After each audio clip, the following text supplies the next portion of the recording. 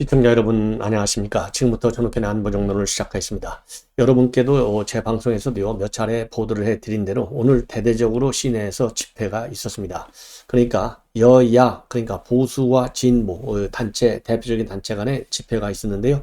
우리 보수 측에서는 전광훈 목사가 이끄는 자유통일당 중심의 집회 그리고 신자유연대가 하는 집회가 대표적인 집회였었는데요. 우리 우파 단체들은 한마디로 해서 문재인 이 주사파를 척결하라. 그리고 문재인과 이재명은 구속하라. 뭐 여러분들 그 논리적인 전개는 뭐 충분히 다 짐작할 수 있는 것이고요. 특히 전광훈 목사가 강력하게 윤석열 대통령을 만나서 반드시 주사파는 척결하라. 이러한 요청을 하겠다라는 입장을 밝혔고요. 그리고 윤석열 대통령의 지지율이 조금 떨어지고 한다 하더라도 윤석열 대통령과 김건희는 여사는 반드시 전광훈 목사 주장이 지켜내겠다. 이렇게 입장을 밝혔습니다. 왜냐하면 그래야만이 종북 주사파가 설 땅이 없어진다는 것이죠. 그래서 이재명, 문재인 구속과 종북 주사파의 척결을 강력히 촉구하고 나섰어요. 그리고 여러분들 뭐 잘 아시다시피 이제 야권의 대표적인 오늘 촛불 집회는요.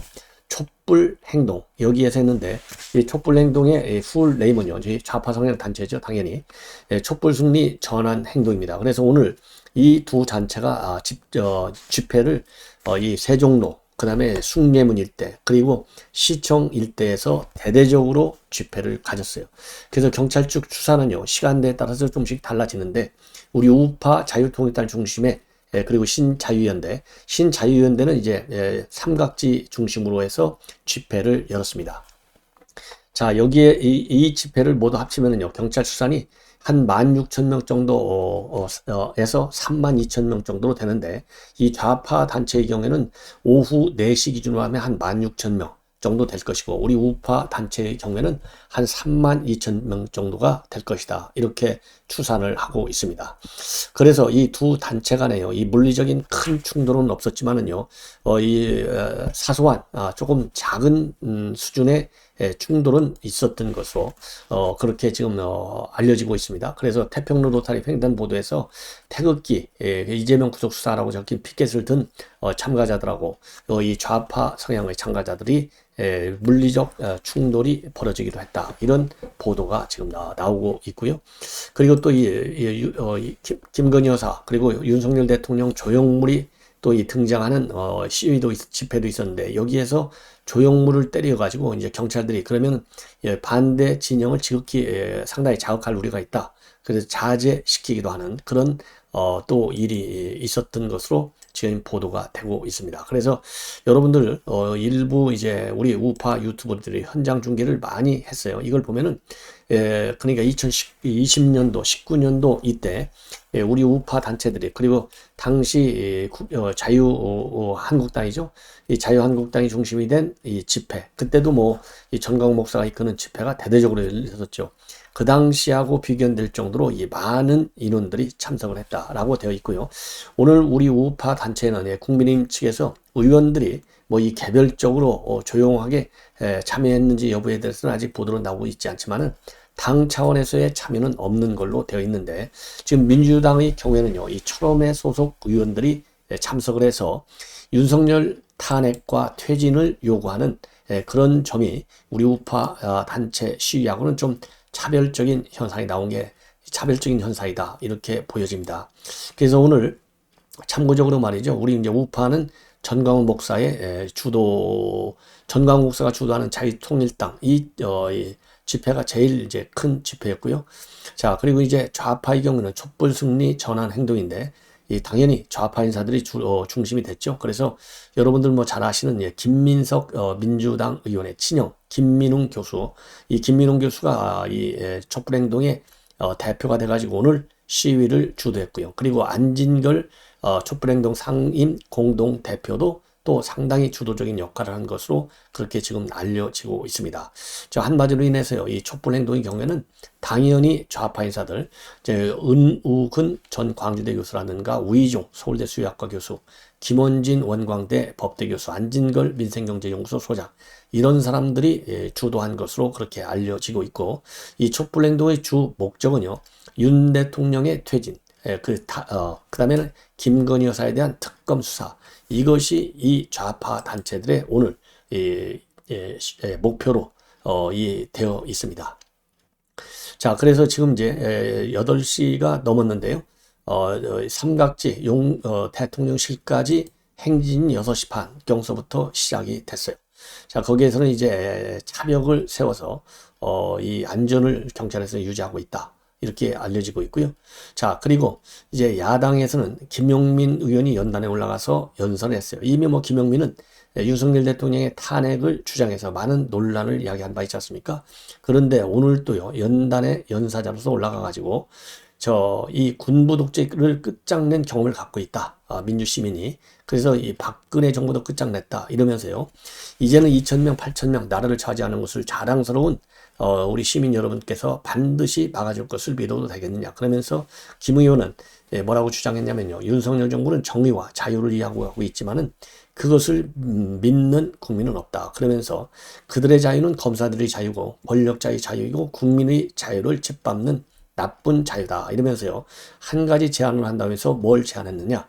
국회에서 예산에 대해서 결정하고 심의를 하는데 법무부 예산과 막대한 검찰 예산을 국회에서 삭감해야 하지 않겠느냐.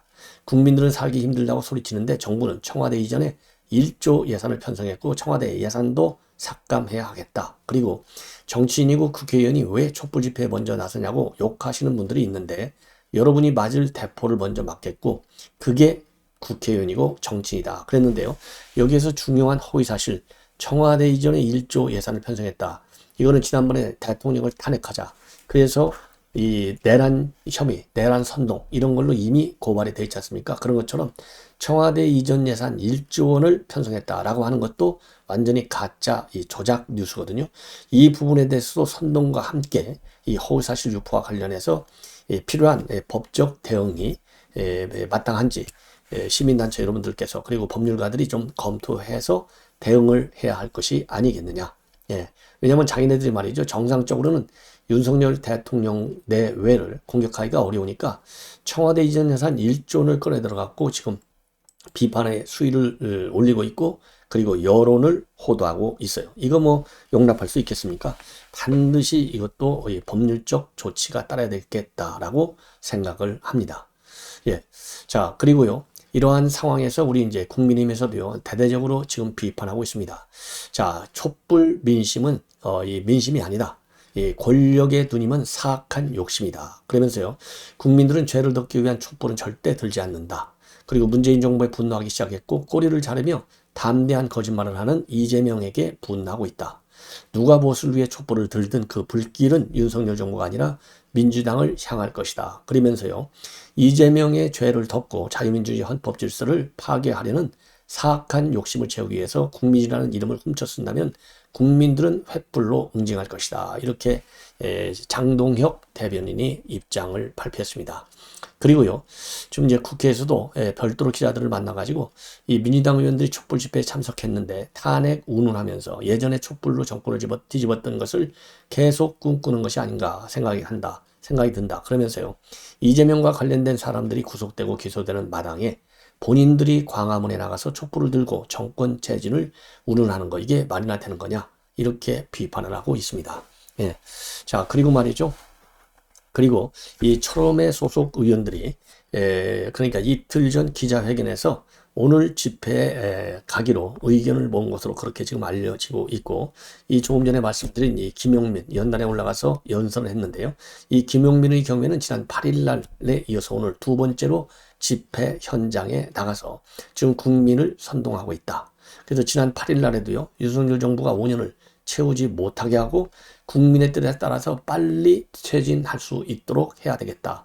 이렇게 주장한 바 있고 안민석 의원도 지난 18일 날 국민들이 어떤 이야기를 하는지 정치인들이 들어야 한다라고 하면서 집회 참석을 예고하고 그리고 이 김용민을 지지하는 그런 발언을 해서 논란을 야기한 바 있습니다. 자, 이렇게 해서요. 이제 오늘 촛불 집회와 관련된 뉴스는 이 정도로 마쳐드리고 그 다음에 또 하나 이제 11월 5일 날 말이죠. 중고등학생들 촛불 집회를 지금 이제 선동하고 있는 지금 이 단체가 있습니다. 이 단체는요. 촛불 중고생 시민연대라는 단체가 지금 이제 이 중고생들을 촛불 집회를 예고하고 있어요. 내달 5일날. 근데 지금 문제는 두 가지입니다. 이 시민연대 대표가 말이죠.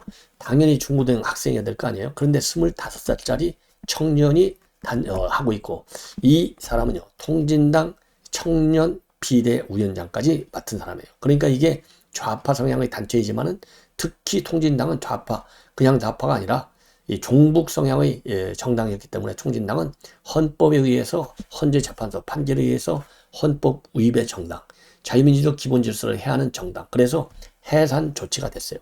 그러한 통진당의 청년 비대위원장을 한 사람이 이 집회를 주도하는데 상당한 문제가 있고, 그리고 북한의 선전 매체들이 직접 이 중고등학생 촛불 집회 시민연대를 이 지원하는, 선전하는 그러한 방송에까지 나서고 있어요. 그런 점에서 상당히 심각하다. 그리고 두 번째로는요, 이 시민연대가 여가부하고 서울시로부터 지원을 받은 것으로 나타나서 또 문제가 되고 있습니다. 그러다 보니까요, 이 권성동 의원이 오늘 페이북에 뭐라고 올렸느냐? 일부 민주당 의원들은 촛불 집회에 참석해서 대통령 탄핵을 선동하고 있고, 오늘은 촛불 전환행동과 같은 좌파 단체들의 윤석열 정부 규탄 집회도 있는데, 촛불행동 상임 대표는 조국 백서를 집필한 김민호 교수가 맡고 있고, 그리고 얼마 전에 민주당의 이재명 5호가 조국 수호 시즌 2라고 비판한 바 있는데, 역시 한치의 예상도 벗어나지 않았다. 자, 그러면서요, 이 촛불은 자신을 태워서 어둠을 밝힌다는 비유적 상징이 있긴 있는데, 지금 민주당과 좌파 단체는 이런 상징성을 내세워서 당파 투쟁에 이용해왔다라고 비판하고, 이분들에게 촛불이란 그 어떤 궤변도 정당화시키는 자기 최면의 도구다. 예. 그러니까 이런 좌파들한테 촛불이 하나의 정당화의 도구로 활용되고 있어서 사이비 배화교, 그러니까 불을 숭상하는 종교다 이거죠. 해도 과언이 아니다. 그리고 지금 이제 촛불 중고등 시민연대를 또 비판하고 있어요. 그래서 내달 5일날 1차 집회를 예고하고 있는데, 여기에는 광우병 사태 때의 촛불 소녀가 있었다. 당시 야당과 시민단체는 어린 학생까지 선동의 동화로 삼았고, 촛불 중고생 시민연대는 이것의 반복인데, 더구나 이 단체의 상임대표 최준호 씨는 25이다. 중고생이 아닌 사람이 왜 중고생 단체의 대표를 하냐? 과거 후배를 지도하면서 30이 넘도록 졸업을 비는 운동권과 겹쳐지는 모습이다. 이렇게 권성동 의원이 비판을 하고 나섰습니다. 자, 그러면서 말이죠. 게다가 이 최준호 대표는 통합진보당의 통진당의 청소년 비대위원장 출신인데, 자유민주주의 체제를 부정했던 이석기 일당의 후예가 이 여전히 거리에서 정권 퇴진을 선동하고 있는 것이고, 이 시민연대는 포스터에 후원 계좌를 적어놨는데 예금주 이름이 전국 중고등학생 대표자 학생협의회다. 이 단체는 여가부와 서울시로부터 지원을 받았다. 그러면서요, 결국 국민혈세가 정권 퇴진 운운하면서 민주당 홍위병 노릇을 하는 운동업자에게 지금 돈이 흘러가는 것이다. 도대체 어떤 기준과 목적으로 이런 단체가 지원을 했는지 실체를 밝혀내겠다라는 입장을 내놓고 있습니다. 그리고 오늘 이제 이 좌파 단체들은 말이죠, 정치보복, 민생 파탄, 평화 파괴, 친일 매국, 윤석열 퇴진하라. 그리고 이 김건희 여사의 특검을 실시하라. 이러한 뭐라고 할까요? 주장을 계속해서 내놨습니다. 자, 이렇게 해서 오늘 이제 집회 관련 얘기는 이 정도로 마무리하고요. 그 다음에 이 케이스테디 리서치, 이 케이스테디 리서치가 주간 조선의 의뢰를 받아갖고 여론조사를 했어요. 차기 대권과 관련해서 여론조사를 했는데, 이대남에서 1위는 홍준표가 하고 있고요. 그리고 또, 이대남으로부터 이제 홍준표 1등이고, 이 뭡니까? 59.8%로 1등이에요. 그 이유는 언행이 솔직해서가 50.1%로 가장 높고, 자질과 능력이 뛰어나다가 25.9%, 나와 정치적 성향이 맞다가 13.9%로 되어 있습니다. 그 다음에 높은 점수 비율은요, 안철수가 42.5%고요. 그 다음에 이 유승민이가 높아요. 3등이에요. 39.6. 그 다음에 오세훈이가 34.4, 이낙연은 30.8, 김동연 25.8, 한동훈 25.1, 원희룡 23.7, 이재명 23.6, 박용진 14.6입니다. 그리고요, 이대남이 아니고 이제 남성 전체로 넓혀도 홍준표가 1등입니다. 54.3입니다. 그 이제 홍준표, 그리고 이제 서울에서도 홍준표가 높은데요. 오세훈 다음으로 높아요. 오세훈은 서울에서는 당연하죠. 47.4 대 일입니다. 자, 그리고 이낙연이가 또 이 서울에서 상당히 높아요. 41.8입니다. 그리고 이대녀를 보면 이대녀에 대한 지지도 홍준표 시장이 그렇게 낮지가 않아요. 이대녀 호감도를 보면요. 이재명이가 1등입니다. 48.8. 그리고 안철수가 32.9, 이낙연 31.1, 그리고 홍준표가 28.3입니다. 자, 이거 이상하게 말이죠. 이대녀가 왜 이렇게 이재명한테 이렇게 높죠? 참 그 이해가 안 가네요. 그리고 이대남 사이에서는 이재명의 비호감도가 이대남 사이에서는 이재명이가 비호감도가 제일 높습니다. 그리고 이대녀에서의 비호감도는 오세훈이가 제일 높아요. 예. 그런데 여기 오세훈 이유가 뭐냐? 자질과 능력이 부족하다. 도덕적이지 않다. 이렇게 되어 있고요. 그리고 이재명이가 비호감도가 이대남에서 제일 높은 이유는 도덕적이지 않다. 그리고 정치적 성향이 맞지 않다. 이렇게 되어 있습니다. 그리고 성별 비호감 조사에서 남여성 모두에게 1위는 안철수 의원이에요. 아, 이거 참 이상한데요. 예. 그렇게 이제 지금 조사가 나와 있고. 자, 그래서 다시 한번 여러분께 정리해드리면 20대 호감도는 차례대로 쭉 말씀드리면 홍준표 1위, 안철수 2위, 유승민 3위, 오세훈 4위, 이낙연 5위까지만 말씀을 드리겠고, 그리고 20대 남성의 피호감도 이재명 1위, 안철수 2위, 그 다음에 이낙연 3위, 박용진 4위, 오세훈이 5위로 되어 있습니다. 예. 자, 그리고 이제 한동훈 장관의 경우에는요, 20대 남성의 호감도는 7위로 되어 있고, 20대 남성의 비호감도로는 6위로 되어 있습니다. 예. 그리고 20대 여성의 호감도를 보면 말이죠. 이재명 1등, 안철수 2등, 호감도입니다. 20대 여성. 이낙연 3등, 홍준표 4등, 김동연 5등이고요. 그 다음에 한동훈은 7등이에요. 그리고 20대 여성의 비호감도를 보면 한동훈이 4등입니다. 높아요. 1등 비호감도 오세훈, 2등 홍준표, 3등 안철수, 그 다음에 4등이 한동훈입니다. 자, 이걸 보면 말이죠. 20대 여성, 전부 우리 보수파 인물들이 1, 2, 3, 4등을 좀 하고 있네요. 참 알 수가 없네요. 참고적으로 케이스탯 리서치는 말이죠. 약간의 이 좌성향적 이 여론조사가 많이 나오죠. 그래서 NBS 매주 목요일 날 나는 4개 여론조사 기관이 있지 않습니까? 거기에 나오는 여론조사를 하는 기관 중에 하나가 바로 케이스탯 리서치입니다. 자, 이렇게 해서 이제 홍준표 시장에 대한 여론조사를 말씀을 드렸는데, 자, 홍준표 시장이 말이죠. 이번에 우리 국민의힘의 상임 고문으로 임명이 됐습니다. 상임 고문으로 임명돼가지고 이제 본인도 입장을 내놔서 본래는 상임 고문은 정당의 원로 중에서 현역을 떠났거나 특별한 경우에 위촉되는 자리인데 당이 처한 어려움과 지방자치단체에 대한 특수성 때문에 수락하기로 했다. 그러면서요, 아무래도 지방자치단체장이 되면 중앙정치에 관여하는 것이 부적절한 경우가 많은데 장이 잘못된 방향으로 나갈 때도 목소리를 내기 어렵다. 그런데 이번에 상임 고문이 됐기 때문에 중앙정치에 관여할 수 있는 통로가 생겼다. 그래서 상당히 좋아하고 있는데요. 뭐 이 상임 고문 아니라도 뭐 거의 매일같이 입장을 내지 않습니까? 그리고 시원시원하게 잘 내요. 그러다 보니까 이대남에서도 상당히 좋은 반응을 받는 게 아닌가 이렇게 생각이 듭니다. 자, 그리고 이제 검사 출신 정치인들을 향해서 오늘 한마디를 했어요. 한마디로 검사들의 경우에는 이 선악이 정치는 선악이 공존하는데 검찰 출신이 곤조를 빼지 않으면 성공하기 어렵다. 이 곤조 근성, 검사의 근성. 뭐 무슨 말인가 아시죠? 자, 그래서 오늘 이 검사 출신 정치인에서 한마디 한 건데 이거는 결국 윤석열 대통령을 비판한 것이 아니냐 이런 해석을 낳고 있습니다. 정치는 선악이 공존하는 아수라판이다. 검사의 공존을 빼야 제대로 된 정치인이 된다라고 조언하고 나섰어요. 예. 자, 그래서 지금 이게 얘기는 지금 이재명 대표한 수사가 굉장히 본격화되고 있는 가운데 윤석열 대통령이 이제 특수통 출신이잖아요. 그래서 윤 대통령을 비판한 발언이 아니냐 이런 해석이 나오고 있습니다. 그러면서 검사들에게는 이른바 곤조라는 게 있는데 일본 말인데 우리말로 하면은 근성이라는 뜻이고 곤조가 없는 검사는 유능한 검사가 될 수도 없고 검사답지도 않다. 이렇게 직격탄을 가했어요. 그러면서 특수부 강력부 출신 검사들이 바로 그런 타입이다. 곤조가 있다 이거죠. 왜냐? 윤 대통령이 특수통이고 본인은 이제 강력부 소속 출신이잖아요. 그래서 그러면서요. 곤조 있는 검사는 한 번 물면 놓지 않고 한 번 당하면 절대 잊어버리지 않고 반드시 제가 봐준다. 제가 검사 11년을 하다가 정치판에 들어왔을 때 검사 물인 곤조를 빼는데 8년가량 걸린 것으로 기억하고 삼선 의원이 되고 난 뒤에야 비로소 정치인이 된 것이다. 그러면서요. 정치를 하려면 검사의 곤조를 빼야 제대로 된 정치인이 되고 정치는 증거로 옳고 그름을 가리는 사법 절차처럼 선악 구분의 세계가 아니다. 선악이 공존하는 아수라판이기 때문이다. 그러면서 검사 출신 정치인들이 대성을 못하는 이유도 바로 그 곤조 때문이다. 이러한 입장을 내놓았습니다.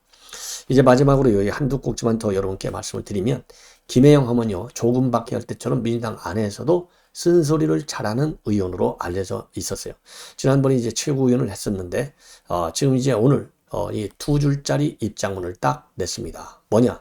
이재명 대표님 그만하면 되었습니다. 예, 딱 2줄이에요. 예, 이 얘기는 결국 뭡니까? 지금 이재명에 대한 수사의 칼날이 굉장히 본격화되고 있고 지금 이미 김용은 구속되어 있고 정진상이도 5천만 원을 받았다. 똑같이 남욱 유동규한테. 자, 그래서 이 똑같이 남욱 유동규가 제보한 검찰에 밝힌 내용이 진실로 법원의 구속영장 심사 과정에서 그대로 받아들여졌어요. 그렇다고 본다면 정진상이도 법원에서 이제 정식적으로 조사가 이루어지면 인정될 가능성이 상당히 크다. 그러면은 결국 가장 큰 측근 2명이 되면 이제 이재명이는 뭐 이미 성남 훅골 사건에서도 뇌물 당사자로 피의자로 적시되어 있고요. 또 뭐 여기저기 공소장에 수십 번씩 오르내리고 있는 게 이재명 아닙니까? 그러니까 이 정도면 됐다 이겁니다. 죄를 인정하고 사퇴하라 이 소리가 아니겠습니까? 자, 그래서 이 짧은 2 문장에 많은 의미가 지금 함축되어 있다. 그래서 지금 이제 비명계 그러니까 이 반 이재명 걔를 중심으로 해서 이재명에 대한 검찰 수사에 대한 우려가 지금 퍼지고 있고 그 일각에서는요. 이재명의 대표직 자진 사퇴는 물론이고 정계 은퇴까지 요구하고 있다라는 해석도 나오고 있습니다. 그리고 20대에서는요. 국회 초선이었던 이 김혜영의 경우에는 지금 야권에서는 대표적 소장파로 알려져 있고요. 조국 사태는 물론이고 검수 완박 국면에서도 이 당내 주류 의견에 반대하는 입장을 밝혀서 민주당 강성 지지들로부터는 상당한 반발을 받은 바 있는 인물입니다. 자, 그러다 보니까요. 지금 이재명 지지자들로 추정되는 네티즌들, 이 뭐 개딸들이죠. 그래서 이 김혜영 의원의 이런 페북에다가 검찰 독재 부역 세력, 진정한 사람은 어려울 때 드러난다더니 총구를 어디로 거느나 이런 댓글을 달면서 지금 반발이 이루어지고 있다. 이렇게 알려지고 있습니다. 그리고 또 이제 참고적으로 한 가지만 더 말씀을 드리면 최근에 말이죠. 이 윤 대통령에 대한 탄핵 여론조사를 해서 논란을 야기한 여론조사 업체가 있어요. 바로 넥스트위크 리서치라는 업체인데 이거는 여심위에 등록도 되어 있지 않은 단체고 이 넥스트위크 리서치가 KBC 광주방송하고 UPI 뉴스의 의뢰를 받아서 대통령 탄핵 여론조사를 한 바 있어요. 예. 그리고 또 유승민 이 지지율을 계속해서 8주간이나 또 1위로 뭐 이건 만들었다고 봐야 될 거 아니겠습니까? 이 여론조사가 있는데 그러다 보니까 이 여론조사의 신뢰성이 이제 심판에 올라왔습니다. 자, 이러다 보니까요. 지금 조사를 해보니까 이 여론조사 기관 뭐냐? 여론조사 기관의 대표는요. 이미 여심위에 등록되어 있는 리서치 뷰의 대표하고 같은 업체예요. 그런데 여론조사 기관을 하나를 더 만드는 거예요. 자, 그러니까 여심위에 등록하지 않았다라는 얘기는 자기 멋대로 법을 위반하면서까지도 여론조사할 수 있다. 이런 얘기나 마찬가지 아니겠습니까? 그런데 이 사람이 누군가 하고 조사를 해보니까 말이죠. 2003년도에 노무현 청와대 때 행정관 출신이고 17대 대선에서 대통합민주신당의 재정실장을 맡은 사람이라고 합니다. 이러니까 정권 코드에 맞는 여론조사를 감히 하고 있는 거예요. 예. 자, 그러면 이제 어떤 게 다르냐? 이 공직선거법상 여심위에 등록되지 않은 업체의 경우에는요. 정당 지지율이라든가 재선 총선 지지율 이런 선거 관련 여론조사는 공표할 수 없어요. 다만 특정 정당의 대표 선호도 조사나 정치 이슈 조사는 미등록 업체도 할 수 있어요. 정치 이슈 조사. 그러니까 탄핵 조사가 가능하고 또 유승민이 8주 9주 해놔도 누가 시비할 수가 없어요. 이러한 이 교묘한 구멍을 딱 이 루프홀을 이용해 가지고 지금 이제 넥스트 위크 리서치라고 하는 새로운 이 조사 기관을 만들어서 코드에 맞는 조사를 하고 있다라는 비판을 받는 겁니다. 자, 그리고요, 여심위에 등록된 업체는 이 관리를 철저히 받아야 되고 설문이라든가 통계와 같은 자료 일체를 선관위에 제출해서 투명하게 이 공개를 해야 되는데, 이렇게 등록되지 않은 업체는 그러한 투명한 이 제출 자료가 별로 없어요. 그러니까 멋대로 제멋대로 얼마든지 조작도 가능한 여론조사가 될 수 있다는 겁니다. 자, 그래서 이러한 이 여론조사 기관들, 이제 이번에 이 김어준이가 새롭게 여론조사 기관을 하나 만들어 가지고 지금 93개가 됐다는 거 아니겠습니까? 그래서 이 93개 여론조사에 대한 전수조사에 선관위가 즉각적으로 나서라. 그래서 여론조사 업체가 합법적으로 등록된 업체라 하더라도 관련 법규를 제대로 준수하고 있는지 아닌지 이거를 찾아갖고 제대로 준수하지 않는 이런 여론조사 기관에 대해서는 상응하는 행정 제재를 가하라, 이렇게 저는 주장을 하고 싶습니다. 시청자 여러분, 이렇게 해서 본 방송을 마치고요, 저녁 식사 후에 다시 여러분들을 찾아뵙도록 하겠습니다. 대단히 고맙습니다.